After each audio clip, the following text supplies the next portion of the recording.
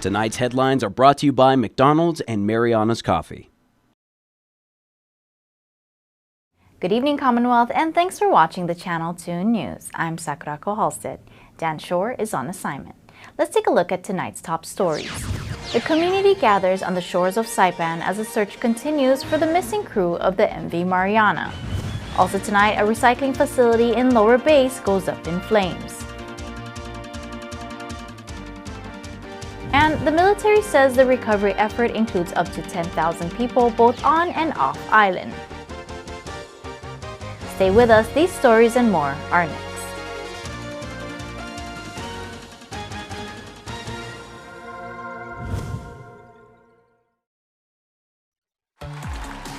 Good luck going after our fans. We have a Huntrix meal at McDonald's.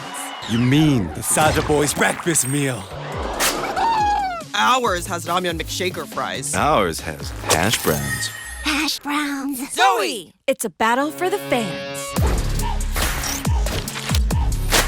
We love you! What? Now at McDonald's. Pick a meal. To pick a side. Don't fight. Kiss. Ba-da-ba-ba-ba.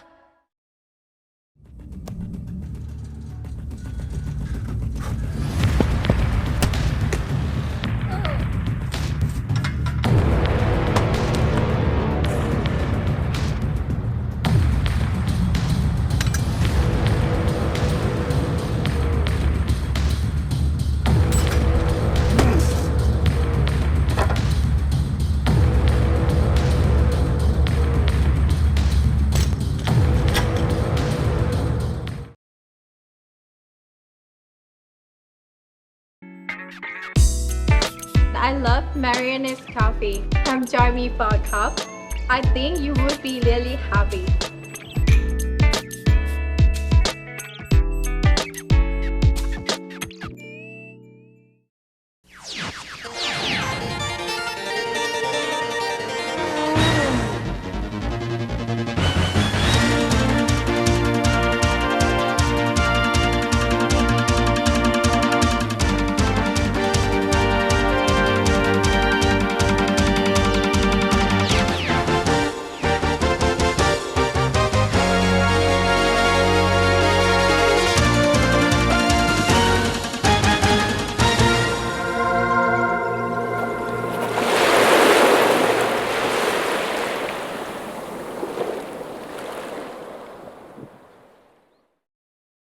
Hafaday, Tirawami, and good evening, Commonwealth.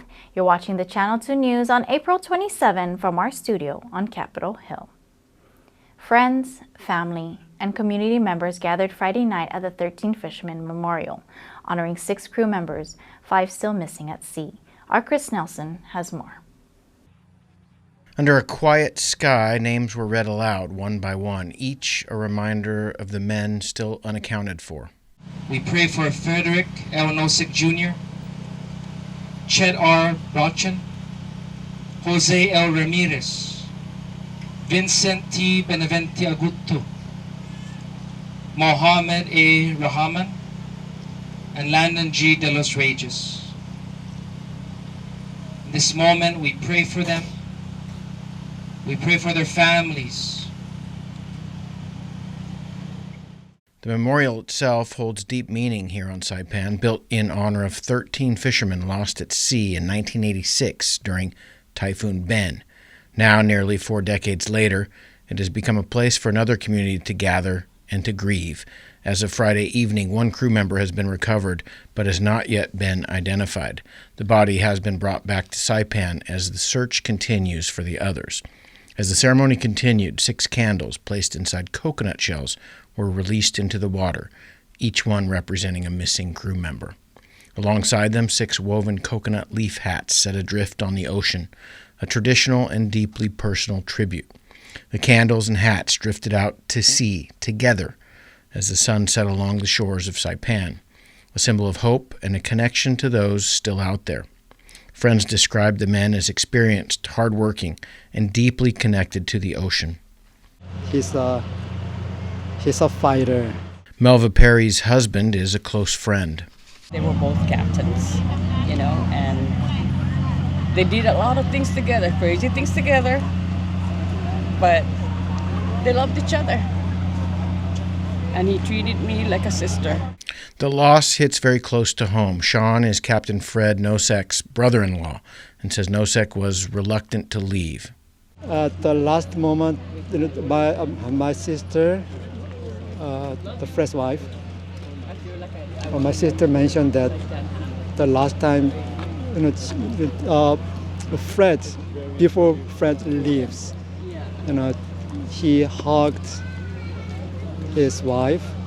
The plan was to take the MV Mariana north, stay ahead of the storm, and then circle back underneath it. But Nosek was apparently having second thoughts, and his wife was too. Wife was thinking something wrong, something emotional thing happened. So she went outside and then hugged him again. Throughout the night, there was a sense of both sorrow and strength, a community coming together in support of the families still waiting for answers. U.S. Coast Guard is doing their best to search them, and still they will still search for them. But I want the owners of the company start to help finding the missing crews.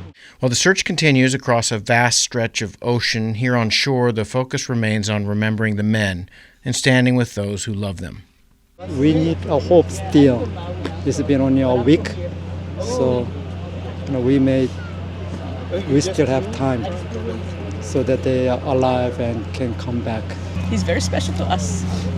Will always be. So when I look at the ocean, I know where he's at. As the sun set over Saipan, those gathered sent a quiet message out to sea. You are not forgotten. Chris Nelson for the Channel 2 News.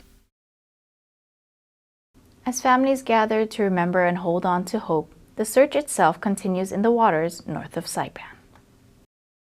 The search for the remaining crew of the MV Mariana is expanding as new information from crews on scene helps refine where teams are looking.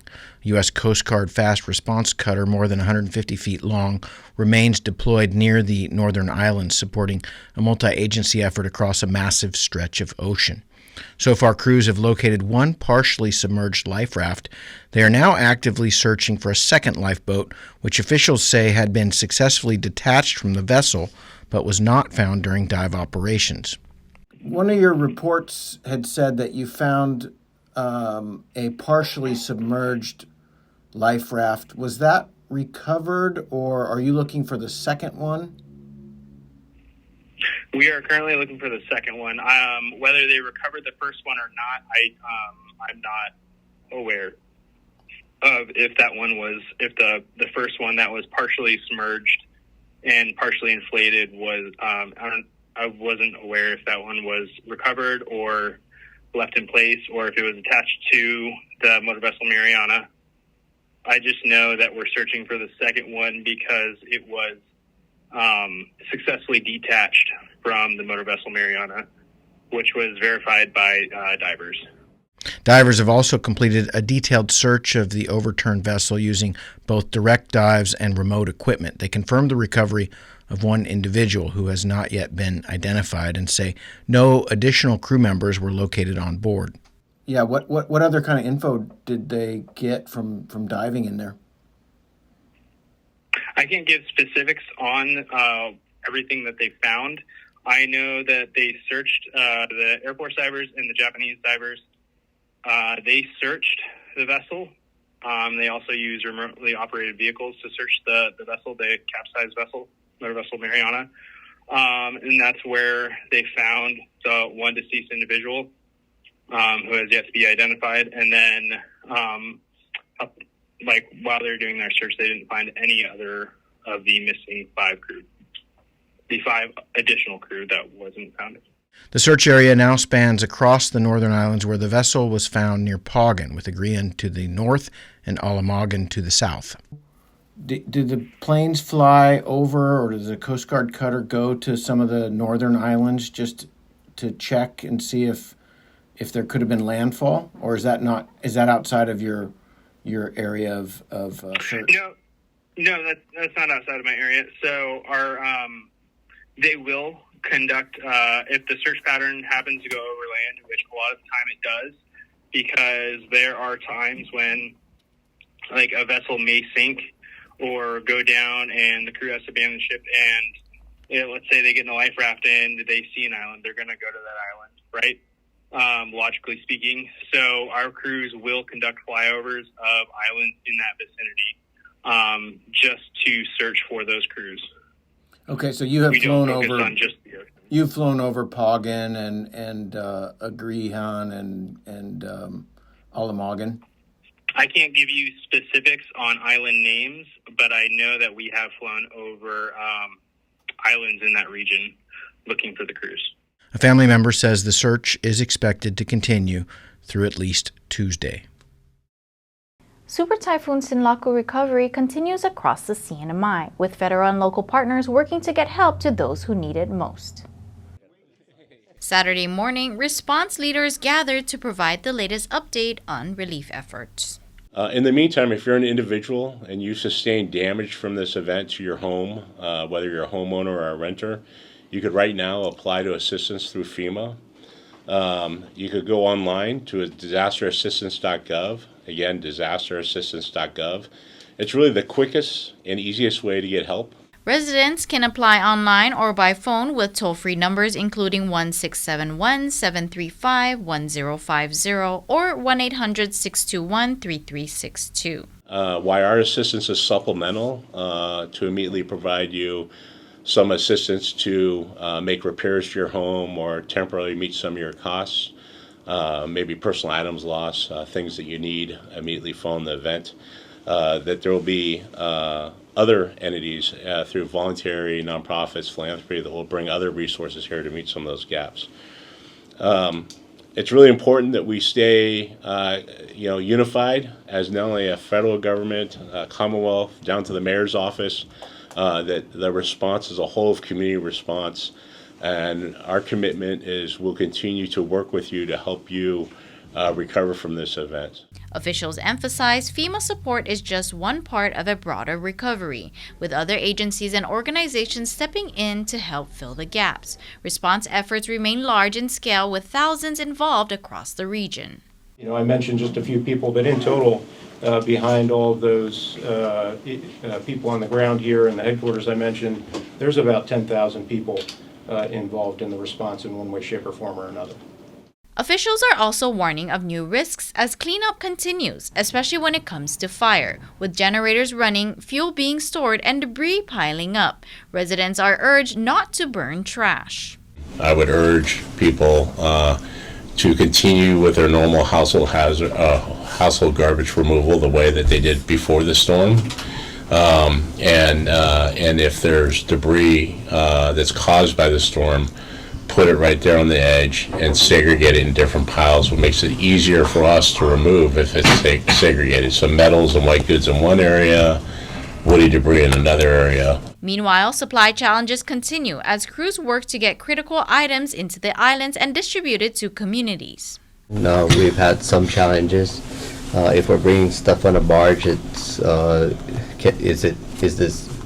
it make it through rough waters or whatever it is, or airlifts and things like that. So we're tracking what we've identified as the most immediate needs, and we're trying to push those things out. Officials say recovery will take time, but resources will continue to arrive.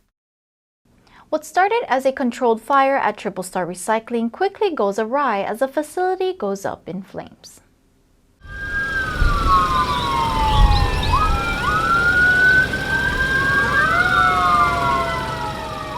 Fire broke out yesterday afternoon at a recycling center in Lower Base. Dark smoke plumes can be seen from miles away as first responders arrive on scene.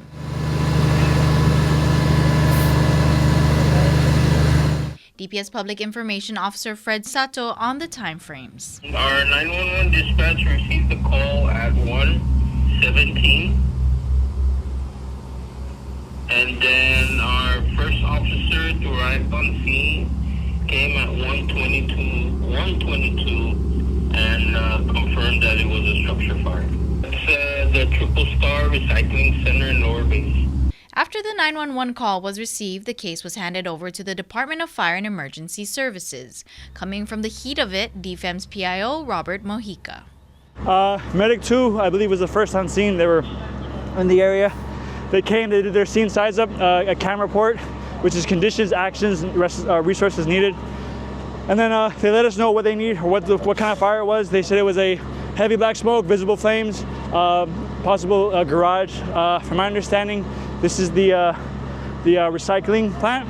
So right now we have about 3 different teams that are fighting the fire defensively. They're trying to attack it so it doesn't spread towards the adjacent buildings.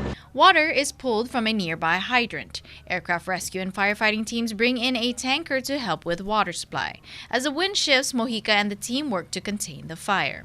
So our air tanks last about 45 psi, which should be rated about 45 minutes, depending on how good you're breathing and fighting the fire. So yeah, I went in twice. Another guy is about to go in. I think this is his 3rd time. And we're just going to be cycling through so we get more resources. DFEM's lead investigator, Lieutenant Benjamin Manglonia, says evidence indicates that the fire originated from a controlled burn conducted in a metal pit. Embers from that burn ignited adjacent combustible materials, leading to the uncontrolled spread of the fire. The fire is being classified as accidental, with no intention by the responsible individual to ignite the surrounding stored materials.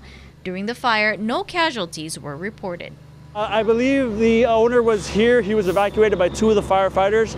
I'm not sure where he is at this time, but they were evacuated from my understanding. I think there was 5 personnel that I heard over the radio. All open burning has been deemed strictly prohibited by DFEM since April 19 due to dry vegetation, lack of water resources, and increased fire risk. I can't stress this enough. Please don't burn. You might not know that your family or your friends that are around you, they might have kids or themselves that have breathing difficulties or asthma, so we're trying to encourage people, please don't burn.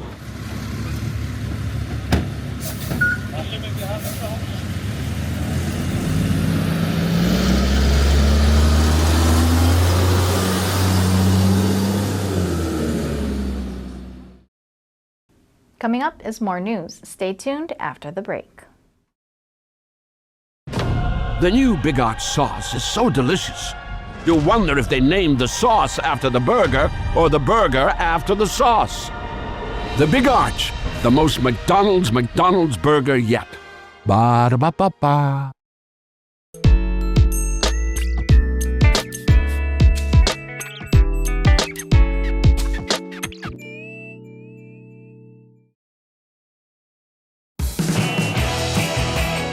Make you an offer you can't refuse. Bring your friends in for the best night out at Godfather's Bar in Garabin. Sing along to your favorite hits with live music from the Gigolos. Godfather's has daily food and drink specials like Taco Tuesdays.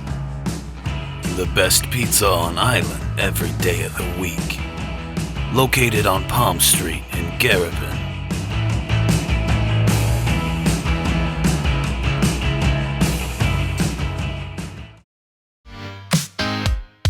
You push hard, you move fast, and you want real healthy food that moves with you. At the Gold's Gym Shake Cafe, your fuel is ready when you are. Packed with protein, vitamins, and real fruit, these smoothies keep you strong, satisfied, and unstoppable. Perfect for a quick on-the-go lunch, dinner, or snack. No membership required. Power your day your way at the Shake Cafe inside Gold's Gym Saipan.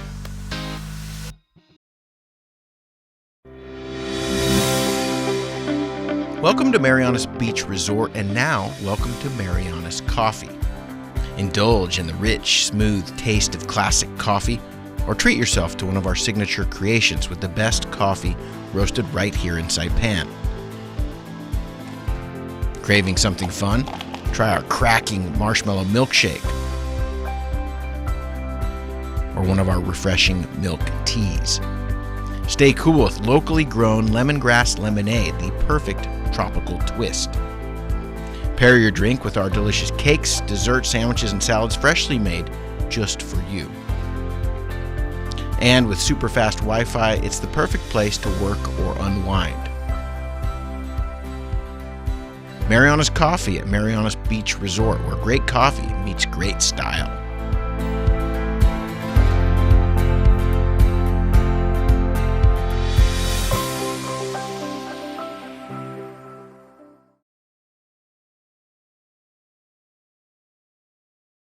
Welcome back. You're watching the Monday night edition of the Channel 2 News. CUC says Rota is 100% restored with water and power, and they're still working on Tinian and Saipan.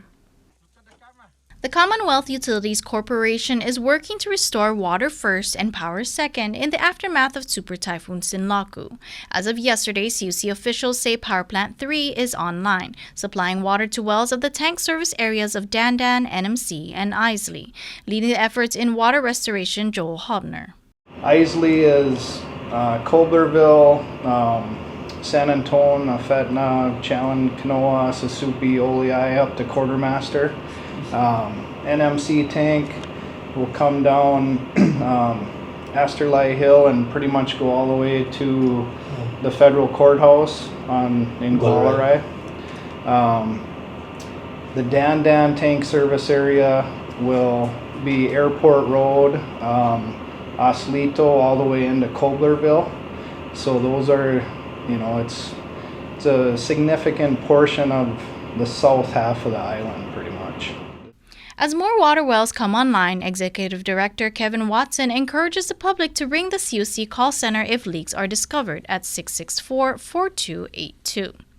The public gives us more eyes, and we may not see it, but when we have a call, then we're investigating and take action. Watson says the Guam Power Authority damage assessment team has already arrived and will be sending more manpower. A minimum of 5 teams, and a team is made up of 5. So they will be coming here with equipment, bucket trucks and augers to help restore the power lines. Rota is said to be 100% restored with water and power. They didn't lose water during the entire storm, and now they've restored their power, and they are mobilizing 5 line workers to Tinian so that we can take care of Tinian. And since Tinian doesn't need help in water, they're sending 3 other staff for water to help Saipan restore the water here. With over 800 downed power poles in Saipan and Tinian, restoration begins with 350 concrete poles. We have 100 already in our in our storage here, and Guam Power Authority has about 250. So that will give us a start, and then we've already placed some orders for concrete poles, but it's a process. Hopefully we can keep the new ones coming in to keep up with our replacement occurring in the field. An estimated time frame is not given yet for Saipan and Tinian to be 100% restored. Recovery efforts are continuing across Saipan following Super Typhoon Sinlaku, and on the north side of the island, there's still a long road ahead. Officials say while some key routes are now open, a few areas remain difficult to access. On the north end of Saipan, in the scenic Marpi area, large trees are down and scattered debris continue to slow progress, especially on secondary and interior roads. One priority route, however, has been cleared. Officials confirm the road leading to the landfill is open, an important step in managing the massive amount of debris being collected across the island. Have you had a chance to get up north and see some of the tour sites, Grotto, Bird Island, Bonsai Cliff? Actually, on Friday, we opened up from Marpi area. We were opening up as all those monkey pots fell right on the roadway, and we had to move those trees, big trees, the monkey pot, because we need to open the landfill, so we can start opening a staging area down north. And we're still having struggle going up now. We're trying to look for renting payloaders because those things are monster trees. For those in the north, basic travel is still a challenge days after the storm. As cleanup continues, officials say restoring access remains one of the most critical steps in the island's recovery. Chris Nelson for the Channel 2 News. Welcome to Saipan, and adios, lalabo, until we meet again. Arrivals and departures at Saipan International Airport feels different after Super Typhoon Sinlaku hit the Marianas. Loved ones hug each other tighter as family members fly out and as they reunite for the first time after the storm. Guam resident Lavette is here to help in recovery efforts. I came from Guam, so I'm just coming here to visit family and helping out with recovery efforts with them, and then hopefully helping around the community as well, volunteering. She says Guam wasn't hit as hard as the Northern Mariana Islands. Just really heartbreaking for everybody affected, with homes being destroyed and, no power and water for weeks now. Any message to the community out there? Stay strong. Everybody's here to help. Everybody here is coming together to, join hands and recover. It's a joint effort, and it's island heart for sure. Deborah Lynn Santos journeyed in from Houston, Texas. We weren't here during the storm, but I heard from my kids that it was really devastating, the storm, devastating too. And it's nice to be back to see how our house is, especially if there's still roofs on it. Santos reunites with her 4 kids. Her daughter Kimberly is happy to see her loved ones arrive. I haven't seen them in since last year, so it's good to see. Tell me a little bit about your experience with the storm. Oh my God, it's so devastating. I actually feel bad for those people who lost their home, and I'm praying for Marianas, and I know we'll get through this. Little Daryl says bye to his dad, leaving for work. My dad's leaving to Guam to work for the ship. And how do you feel about your dad leaving? A little sad. Daryl Atalig works on a supply ship for the Navy. He says he arrived 2 days before the storm hit. Oh yeah, supposed to come and have R&R and celebrate my daughter's 18th birthday. But the storm happened. But it's a good thing I'm back home, and my family really needs me and this time. Atalig says the storm gave him and his family more time together. Despite of this typhoon, we're still gonna celebrate it. Love you. I love you, Dad. Anything you want to say on your 18th birthday? So I just love having my dad here near me and just enjoying the smallest moments. Maxine Lopez is headed back to California after visiting family and friends. She was also here during the storm. Honestly, it was very traumatizing, and seeing families' homes being damaged and everything. But I'm just glad that we're all alive. That's what matters. She leaves with a newfound perspective and says there's no place like home. Shout out to my friend, Daisha. Shout out to my sister, Michaela, and Chris, and my family. I'm glad that I came back home, because honestly, before I got here, I was a mess in California, but being home, it really changed me, and I'm happy. So it's a very healing experience being here. Whether typhoon or not, it's still beautiful. McDonald's is feeding a lot of people post-storm. Their current hours for drive-thru in Garapan is 6 a.m. to 8 p.m. and 10 p.m. to 6 a.m. Middle Road is 7 a.m. to 10 p.m.